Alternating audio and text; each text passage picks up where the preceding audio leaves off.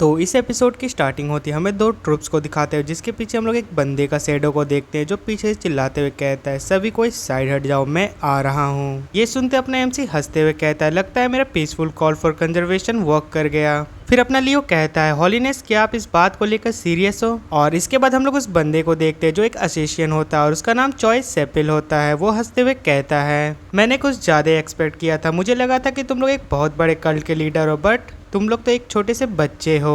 और ये सुनते अपना एमसी हंसते हुए कहता है क्या सिर्फ एक छोटा सा बच्चा, वेल चलो अच्छी बात है। और तुम ऐसा इसलिए बोल रहे हो, लगता है तुम अपने आप को बहुत ज्यादा पावरफुल समझ रहे हो और अपने बारे में अच्छा सोच रहे हो क्योंकि तुम हम लोग से बहुत बड़े हो। और ये कहने के बाद अपना एमसी मन में सोचता है लगता है वो मुझे अंडरस्टिमेटिंग कर रहा है बट कोई बात नहीं क्योंकि चॉइस योजिन ऑफ गॉब्लिन गिल्ड और ये बंदा दोनों एस रैंकर से तो ये कॉमन है। और फिर हम लोग चॉइस एपिल को देखते हैं जिसके हाथों में एक मॉडिफाइड स्वॉर्ड होता है और वो अपने एमसी के पास आते हुए कह रहा होता है कि अगर यदि मैंने तुम्हारे हाथ पैर काट दिए तो भी तुम इसी तरह बोलना और ये सब करने के लिए मुझे ऊपर से ऑर्डर मिला है। और ये सुनने के बाद अपना एमसी लियो से कहता है ओ जरा देखो इसे। तो लियो क्या तुम अभी भी सोच रहे हो कि कंजर्वेशन करना अभी भी हम लोग के लिए बेस्ट वे होगा। फिर अपना लियो कहता है यस हॉलीनेस मैं भी यही सोच रहा हूँ। और ये कहते अपना लियो वहाँ से वैनिश हो जाता है और लाइटनिंग स्पीड के साथ आगे बढ़ते वो एक ट्रूप्स के स्टमक पे हिट करता है। और ये देखकर वहाँ पर जितने भी ट्रूप्स होते हैं सभी सरप्राइज हो जाते हैं और ट्रूप्स लोग के कुछ समझ पाने से पहले वो एक ट्रूप्स को अपने शोल्डर पे उठा लेता है और उसे पूरा फोल्ड करके उसका बैकबोन को तोड़ देता है। और वो ट्रूप्स का जैसे ही बैकबोन टूटता है तो वो ट्रूप्स इतना जोर से चिल्लाता है कि वहाँ पर जितने भी ट्रूप्स होते हैं वो सभी सरप्राइज हो जाते हैं।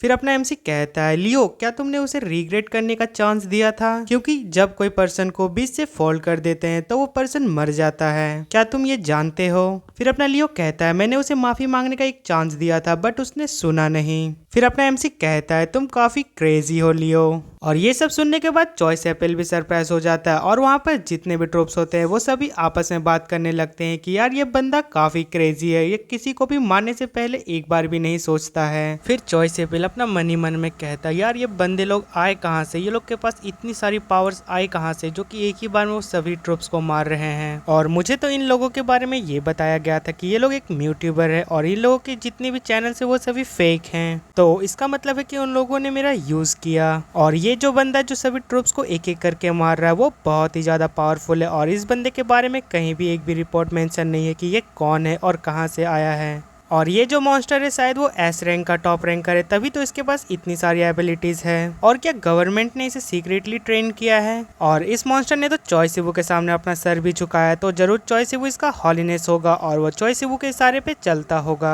और अगर यदि किसी तरह मैं चॉइस सिबू को पकड़ लूं और उसे अपना हॉस्टेज बना लूं तो जरूर उस मॉन्स्टर के बारे में मुझे कुछ पता चल सकता है। और ये कहते ही चॉइस सिपिल अपना मॉडिफाइड स्वॉर्ड से अपने एमसी के ऊपर अटैक कर देता है बट अपना एमसी चॉइस सिपिल को अटैक करते हुए देख लेता है और तुरंत ही अपने एमसी के बॉडी से लाइटनिंग स्किल एक्टिवेट हो जाता है और वो जाकर चॉइस सिपिल के ऊपर स्ट्राइक करता है और उस लाइटनिंग स्ट्राइक से चॉइस सिपिल के आंख और मुंह से ब्लड निकलने लगता है। और फिर अपना एमसी के पास एक स्टेटस विंडो अपेयर होता है जिसमें लिखा हुआ होता है कि तुम्हारी स्पेशल स्किल एक्टिवेट हो चुकी है जो है लाइटनिंग स्किल। और हमने यहाँ पर एक इविल को डिटेक्ट किया है जिसने काफी बेगुनाहों को मारा है और ये जो इविल हमने डिटेक्ट किया है जिसका नाम चॉइस इविल है ये बहुत ही ज्यादा पावरफुल इविल है। और ये जो इविल है जिसने बहुत सारे मर्डर, किडनैपिंग, रॉबरी और बहुत सारे माइनर्स को भी मारा है और इसके ऊपर टोटल 582 केसेस पेंडिंग है। और ये सब देखकर अपना एमसी सरप्राइज होते हुए चॉइस इविल से कहता है तुमने एस रैंक बनने के लिए कितने सारे बेगुनाहों को मार डाला है, तुम तो बहुत ज्यादा निर्दयी हो, जितना मैंने सोचा था उससे भी ज्यादा।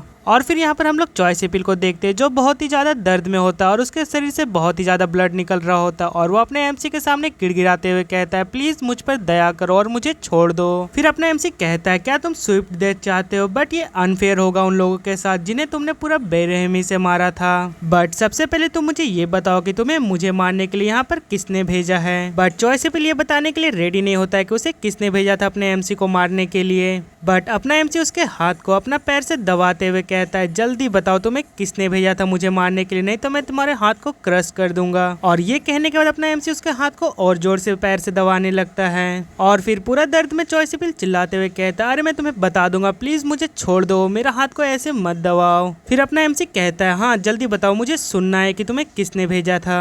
फिर चॉइस एपिल कहता है तुम्हें मारने के लिए मुझे जियोंगे गिल्ड ने भेजा था और इसके लिए उन्होंने मुझे पैसे भी दिए थे। और ये सुनते ही अपना एमसी चॉइस एपिल के हाथ को अपने पैर से और जोर से क्रश कर देता है और चॉय सिपिल दर्द में पूरा जोर से चीखता है। फिर अपना एमसी कहता है तो इसका मतलब है कि उन्होंने तुम्हें मुझे आजमाने के लिए भेजा था, तो शायद मुझे अब लगता है कि तुम्हें भी ये पता चल गया हो कि मैं कौन हूँ। और उस गिल्ड को सच में यकीन होता कि मैं बहुत ही ज्यादा पावरफुल हूँ, तो वो तुम्हारे जैसे कचड़े को नहीं भेजते मैं यहाँ पर मुझसे फाइट करने के लिए, वो कोई रियल एस रैंकर को भेजते यहाँ पर मुझसे फाइट करने के लिए। फिर अपना एमसी चॉय सिपिल के हेयर को पकड़कर उठाते हुए कहता है क्या तुम्हें बहुत हर्ट हो रहा है। फिर चॉय सिपिल कहता है आई एम सॉरी, प्लीज मुझे माफ कर दो, मैं आगे से ऐसा कभी नहीं करूंगा।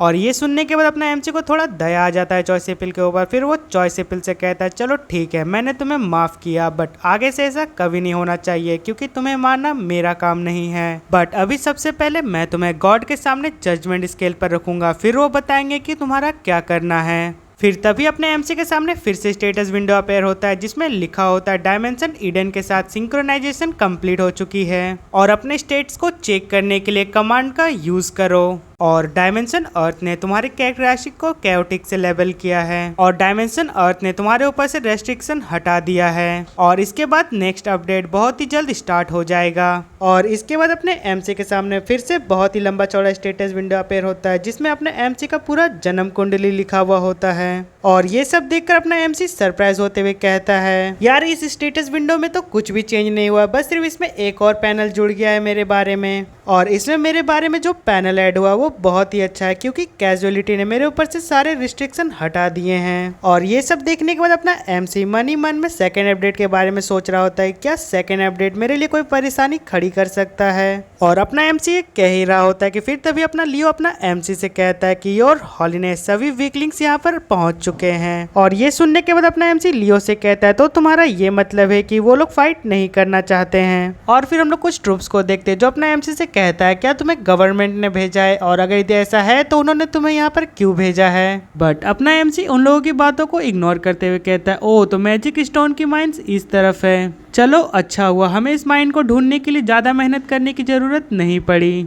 और इस मैजिक स्टोन की माइन को देखकर ऐसा लगता है कि लगभग इसमें 7 टन के आसपास मैजिक स्टोन होगा क्योंकि एक मीडियम साइज मैजिक टावर एक साल में लगभग 700 केजी मैजिक स्टोन यूज करता है और 7 ton top quality magic stone एक बहुत ही अच्छा रिसोर्सेस है। और मुझे इस माइन से मैजिक स्टोन के साथ ही साथ एक डेमोनिक एनर्जी भी महसूस हो रही है। बट मैजिक स्टोन सबसे प्योरेस्ट फॉर्म ऑफ मैना है, बिल्कुल एक प्योर वाटर की तरह। और अगर यदि इस मैजिक स्टोन को डिवाइन पावर के साथ मिला दिया जाए तो ये ट्रांसफॉर्म होकर डिवाइन स्टोन बन जाएगा। और अगर यदि ये मैजिक स्टोन डेमोनिक एनर्जी के साथ कंबाइंड हो जाए तो ये एक डेमोनिक स्टोन में ट्रांसफॉर्म हो जाएगा। और ये कहने के बाद अपना एमसी मन ही मन में कहता है यहाँ पर जो मुझे डेमोनिक एनर्जी फील हो रहा है ये बिल्कुल वैसा ही है जैसा मैंने लीच डीमन के टाइम पे फील किया था। और उस टाइम वो डेमोनिक एनर्जी मुझे गायरो हॉस्पिटल में फील हुआ था और अब ये डेमोनिक एनर्जी मुझे ग्राउंड जीरो में फील हो रहा है, तो इसका मतलब है कि यहाँ पर कुछ तो गड़बड़ है। फिर अपना एमसी उन सभी ट्रूप से पूछता है कि चलो मुझे ये बताओ कि अभी जो लोग इस माइंस में एंटर किए हैं वो सभी लोग अभी कहाँ पर हैं। फिर उनमें से एक ट्रूप्स कहता है मुझे इसके बारे में कुछ भी अच्छी तरह से नहीं मालूम है।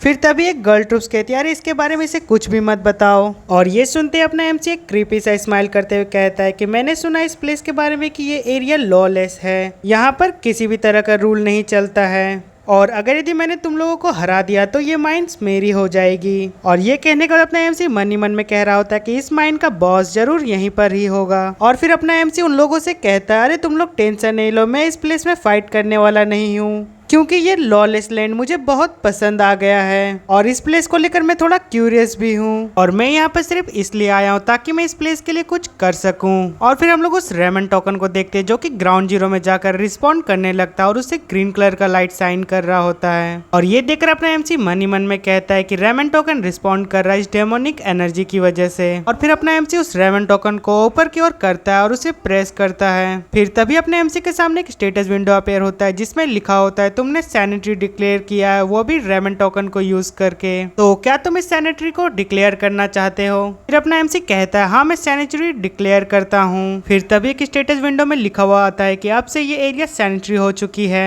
और इसके बाद वहां पर एक बहुत ही तेज रोशनी दिखाई देती है और ये देखकर वहां पर जितने भी ट्रूप्स होते हैं वो सभी सरप्राइज होकर आसमान की तरफ देखने लगते हैं। और फिर हम लोग अपना लियो को देखते हैं जो कि वहां पर झुककर दोनों हाथों को जोड़कर प्रे कर रहा होता है। और वो जो रेमन टोकन होता है जिसे अपना एमसी ने प्रेस किया था, उस रेमन टोकन की वजह से ग्राउंड जीरो पूरा प्यूरिफाई हो जाता है और उसकी वजह से ये ग्राउंड जीरो फिर से पूरी हरी भरी होने लगती है। और ये सब देखकर अपना एमसी स्माइल करते हुए कहता है कि मैंने डिसाइड किया इस लैंड को गॉडेस रेमन को डेडिकेट किया जाएगा, क्योंकि गॉडेस रेमन ये लैंड चाहती थी और एज अ सर्वेंट मैं यूं ही बेकार नहीं बैठ सकता था। और इसी के साथ हमारा एपिसोड 14 यहाँ पर खत्म होता है। अगर वीडियो पसंद आया हो तो लाइक शेयर सब्सक्राइब और नेक्स्ट पार्ट के लिए कमेंट करें। तब तक के लिए बाय बाय, टेक केयर।